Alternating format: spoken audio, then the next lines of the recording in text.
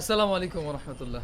সম্মানিত সুধী, কাছের মানুষজন, সবাইকে অন্তঃস্থল থেকে শুভেচ্ছা জানাচ্ছি। আশা করছি সকলে ভালো আছেন। আল্লাহ তাআলা অশেষ মেহেরবানি দয়া, আল্লাহ আমাকে ভালো রেখেছেন। আজকে আমি ইনশাল্লাহ একটা গুরুত্বপূর্ণ কথা নিয়ে আপনাদের মাঝে এসেছি। আশা করি কিছু কথা আমি বলবো ইনশাল্লাহ। হযরত ওসমান রাদিয়াল্লাহু তাআলা আনহু ছিলেন রাসূলুল্লাহ সাল্লাল্লাহু আলাইহি সাল্লামের অন্যতম একজন সাহাবী। ওসমান রাদিয়াল্লাহু তাআলা আনহু যখন মৃত্যুশয্যায় সজ্জিত ছিল, তখন তার শোকাহত স্ত্রী তার পাশে ছিল। তো কোনো এক ঘটনাক্রমে ওসমান রাদিয়াল্লাহু তাআলা আনহুর স্ত্রীর মাথার উপর থেকে কাপড়টা সরে যায়। মৃত্যুশয্যায় সজ্জিত ওসমান রাদিয়াল্লাহু তাআলা আনহু তার স্ত্রীকে ডেকে বললেন, তোমার চুল অন্য কোনো পুরুষ দেখুক, এটা আমার কাছে মৃত্যুর যন্ত্রণার চাইতেও অধিক যন্ত্রণাদায়ক।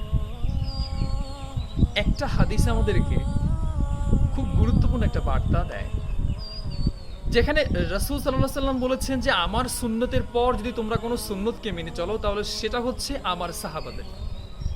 ওসমান রাদিয়াল্লাহু তাআলা আনহু কিন্তু সাহাবীদের মধ্যে খুবই উল্লেখযোগ্য বড় মাপের একজন সাহাবী ছিলেন, যিনি তার জীবদ্দশায় তার জীবন বিধানে অনেক কিছুর বার্তা আমাদেরকে দিয়ে গিয়েছেন।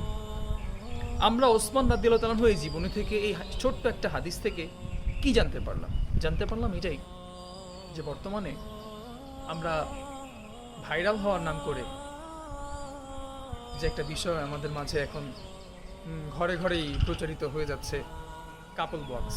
অর্থাৎ আমি আমার স্ত্রীকে পাবলিকলি মানুষের মাঝে ভিডিও করে দেখালাম। আসলে নিজের বিবেক খাটিয়ে একটু চিন্তা করলে আমরা এটা সমাধান পেয়ে যাব। যদি বলি,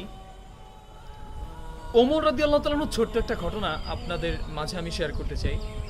ওমর রাদিয়াল্লাহু তাআলা আনহু যখন তার কন্যা আয়েশা সিদ্দিকা রাদিয়াল্লাহু তাআলা আনহা উনার ঘরে বা উনার কাছে আসলেন, তখন দেখতে পেলেন আয়েশা সিদ্দিকা রাদিয়াল্লাহু তাআলা আনহার নিকট দুইজন সাহাবী, পুরুষ সাহাবী বসেছিলেন। আয়েশা সিদ্দিকা রাদিয়াল্লাহু তাআলা আনহা এবং দুইজন পুরুষ সাহাবী কথা বলতেছিলেন। তো তখন আবু বকর সিদ্দিক রাদিয়াল্লাহু তাআলা আনহু যখন এই বিষয়টা দেখতে পেলেন, আয়েশা সিদ্দিকা রাদিয়াল্লাহু তাআলা আনহার সামনে কিছু সাহাবী বসা এবং তারা হাদিস শাস্ত্র বা ফিকহ নিয়ে কথা বলছিলেন, তখন আবু বকর সিদ্দিক রাদিয়াল্লাহু তাআলা আনহু একটা আক্ষেপ করলেন, যদি আল্লাহ এমন একটা বিধান দিত, চাইলেই যেন নারী পুরুষ একসাথে বসে কথা বলতে না পারতো, যদি একটা নিষেধাজ্ঞা থাকতো, আল্লাহ যদি আমরা একটা বিধান তৈরি করে দিত যেন চাইলে কোনো নারী পুরুষ একসাথে বসে কথা বলার একটা নিষেধাজ্ঞা থাকতো। তো ওমর রাদিয়াল্লাহু তাআলা আনহুর এই মনের আক্ষেপটা আল্লাহ তাআলা কবুল করে নিয়েছেন। সঙ্গে সঙ্গেই পবিত্র কোরআনে একটি আয়াত নাজিল হয়ে গেল, এবং ওই আয়াতের মাধ্যমেই আল্লাহ তাআলা নারীদেরকে তার মাহরাম ব্যতীত সকল পুরুষের জন্যই পর্দাকে ফরজ করেছেন। তো এই ফরজকৃত আল্লাহ তাআলার বিধান, এই বিধানটাকে আমরা দুনিয়ার সামান্য থেকে সামান্যতম জিনিসটা পাওয়ার জন্যই আল্লাহর এই বিধানটাকে আমরা অমান্য করছি এবং প্রতিনিয়ত এই অন্যায়টা করছি। ভাই, আমার আসলে সাবকনসিয়াস মাইন্ড এটা বলে যে নিজের স্ত্রীকে অন্যকে দেখানোর কি প্রয়োজন। এতে করে একে তো আমার নিজের যে আমানতটা, আমার স্ত্রী, এটা সবাই দেখে নিল, সবাই মজা নিল, সবাই দেখলো এবং সবাই আমাকেও ব্যাড কমেন্টস করলো। দ্বিতীয়ত হচ্ছে তার পর্দাও খেলাফ হলো, আল্লাহ তাআলার এই মহান হুকুমটাও কি ভাই খেলাফ হলো।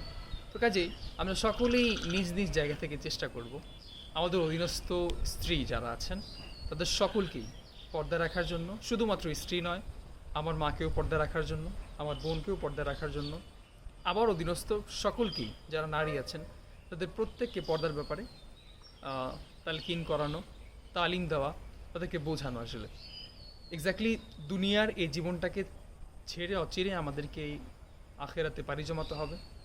তো আখেরাতে আসলে আমাদের আমলটুকুই থাকবে একমাত্র সঙ্গী।